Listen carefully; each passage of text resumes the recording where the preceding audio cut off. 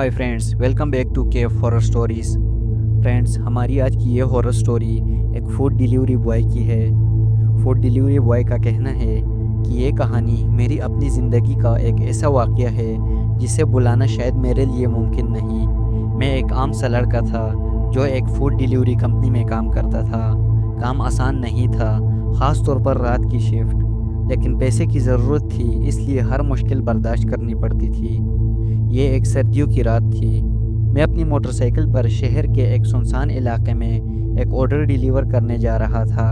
रास्ते में मुझे यूँ महसूस हुआ कि हवा गैर मामूली हद तक खामोश है, जिससे सब कुछ साकत हो गया हो। मैंने खुद को ये सोचकर संभाला कि शायद ये मेरा वहम है, मगर जब मैं उस महसूस पते पर पहुंचा तो मामला कुछ अजीब सा महसूस हुआ। घर बाहर से इंतहाई पुराना लग रहा था, जैसे कई सालों से यहाँ कोई नहीं रहता। दरवाजे पर कोई नंबर नहीं था, बस लकड़ी का एक पुराना बोर्ड लटक रहा था जिस पर लिखी हुई तहरीर भी मिट चुकी थी। मैंने बेल बजाई, लेकिन कोई जवाब ना आया। मैंने फ़ोन निकालकर गाहक को कॉल की। रिंग जा रही थी, मगर किसी ने फ़ोन नहीं उठाया। अचानक वो दरवाज़ा खुद ब खुद आहिस्ता से खुल गया। मैंने अंदर झांकने की कोशिश की, मगर रोशनी बहुत कम थी और मैंने बुलंद आवाज़ में कहा, हेलो। कोई जवाब नहीं आया। मेरा दिल ज़ोर ज़ोर से धड़कने लगा। मुझे लगा कि शायद ऑर्डर किसी ने मजाक में दिया हो या फिर कोई मुझे तंग करना चाह रहा हो। वापस जाने का सोचा ही था कि अचानक किसी ने अंदर से सरगोशी में कहा, अंदर आ जाओ, दरवाज़ा खुला है। मेरे जिस्म में सनसनी दौड़ गई। मैंने गौर किया, लेकिन वहाँ कोई नज़र नहीं आ रहा था। अब मैं शदीद कशमकश में था कि वापस जाऊं या अंदर जाकर देखूं, और फिर अचानक मेरी सांसें तेज़ हो गई। मेरे दिमाग ने फ़ौरन कहा कि वापस मुड़ जाओ, मगर दिल में एक अजीब सी बेचैनी पैदा हो गई थी। मैंने हिम्मत करके दरवाजे को मज़ीद धकेला और एक कदम अंदर रख दिया। अंदर कदम रखते ही एक ठंडी हवा का झोंका मेरे चेहरे से टकराया। ऐसा लगा जैसे कोई मेरे बहुत करीब खड़ा हो और आहिस्ता से सांस ले रहा हो। मैंने अपने मोबाइल की फ्लैश लाइट ऑन की। रोशनी जैसे ही फैली तो मेरे सामने एक पुराना बोसीदा सोफ़ा नज़र आया जिस पर गर्द जमी हुई थी। एक तरफ एक बड़ी सी मेज़ पड़ी थी जिस पर कुछ बिखरा हुआ था, शायद पुराने कागजात या रिसाले। लेकिन सबसे ज़्यादा अजीब बात यह थी कि घर में शदीद बदबू थी, जैसे गोश्त सड़ चुका हो। मैंने हिम्मत करके एक बार फिर आवाज़ लगाई, हेलो, कोई है यहाँ? लेकिन इस बार खामोशी के बाद मुझे हल्की सी सरगोशी सुनाई दी, जो मेरे बिल्कुल करीब से आई थी। तुम्हें देर हो गई है। ये आवाज़ किसी बूढ़े आदमी की लग रही थी, मगर मेरे आसपास कोई नज़र नहीं आ रहा था। मेरी रीढ़ की हड्डी में सनसनी दौड़ गई। मैंने जल्दी से पलटकर बाहर निकलने का फ़ैसला किया, लेकिन जैसे ही मैं बाहर जाने के लिए मुड़ा तो दरवाज़ा ज़ोरदार आवाज़ के साथ बंद हो गया। मैंने घबराकर दरवाज़ा खोलने की कोशिश की, मगर वो जैसे लॉक हो गया था।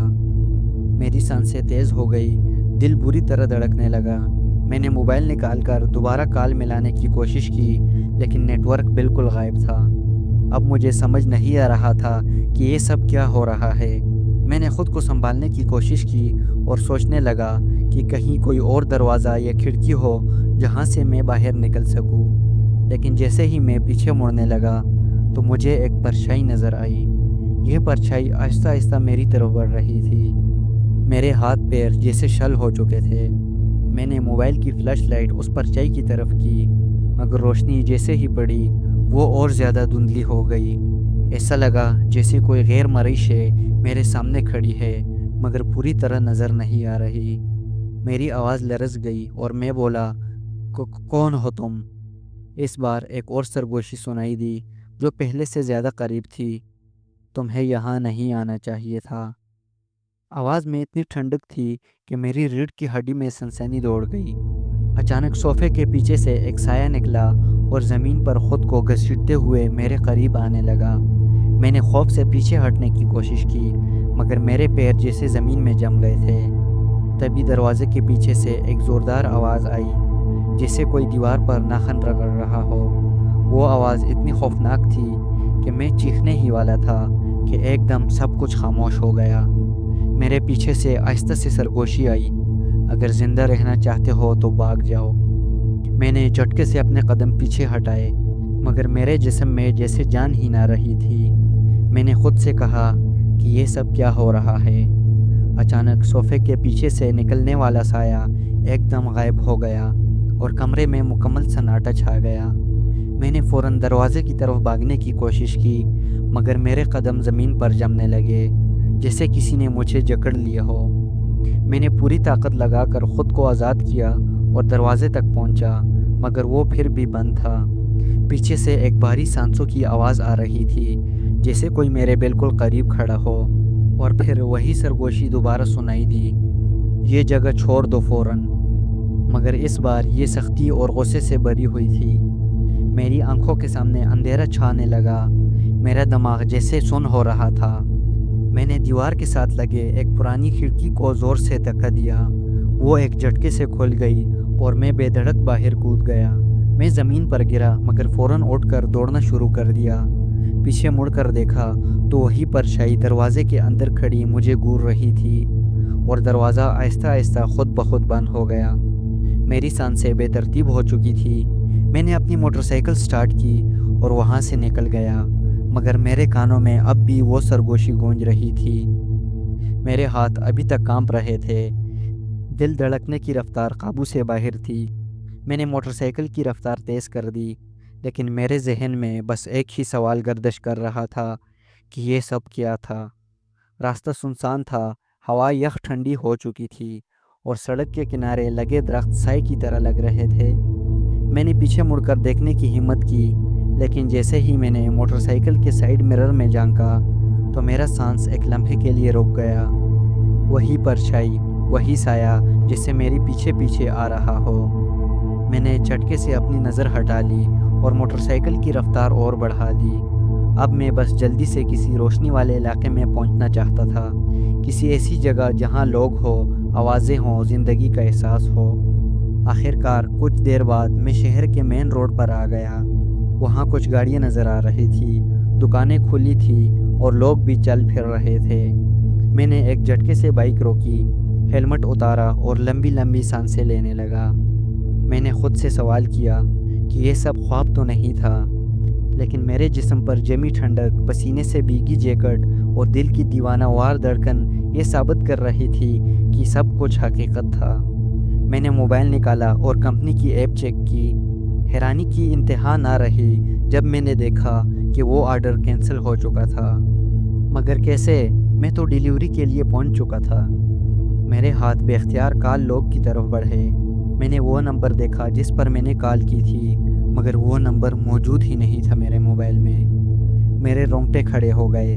میں نے فوراً گوگل میپ کھولا تاکہ اس گھر کا ایڈریس دوبارہ دیکھ سکوں، مگر جو کچھ میں نے دیکھا اس نے میرے پیروں تلے سے زمین نکال دی۔ ایسا کوئی ایڈریس موجود ہی نہیں تھا گوگل میپ میں۔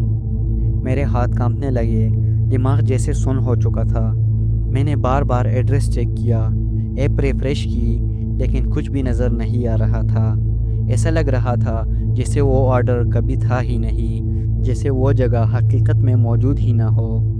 میں نے خود سے سرگوشی کی کہ یہ کیسے ہو سکتا ہے، میں وہاں گیا تھا، میں نے وہ سب خود دیکھا تھا۔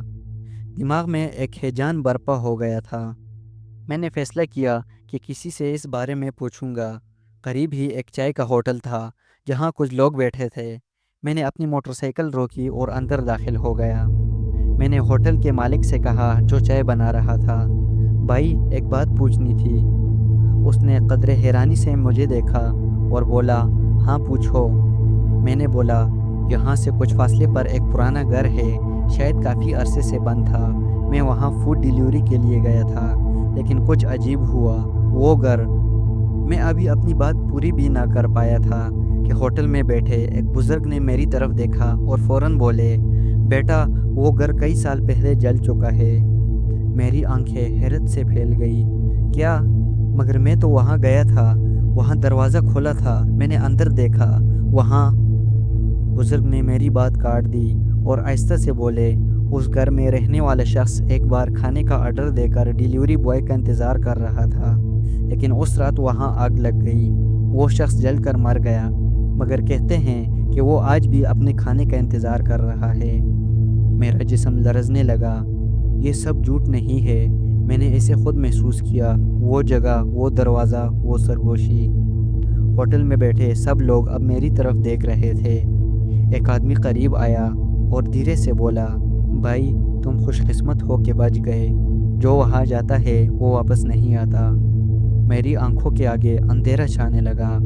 میں نے کانپتے ہاتھوں سے پانی کا گلاس اٹھایا اور ایک ہی گھونٹ میں پی لیا۔ باہر نکل کر میں نے ایک آخری بار اس سڑک کی طرف دیکھا جہاں سے میں آیا تھا۔ وہاں کچھ بھی غیر معمولی نہیں تھا، لیکن میرے کانوں میں اب بھی وہی سرگوشی گونج رہی تھی کہ تمہیں دیر ہو گئی ہے۔ تو فرینڈز، یہ تھی ہماری آج کی ہارر سٹوری۔ آپ کو ہماری ہارر سٹوری کیسے لگی کمنٹ والی سیکشن میں لازمی بتائیں، اور ویڈیو کو لائک کر کے چینل کو سبسکرائب کرنا بالکل بھی نہ بھولیے گا۔ تو ملتے ہیں ایک نئی ہارر سٹوری میں، تب تک کے لیے اللہ حافظ۔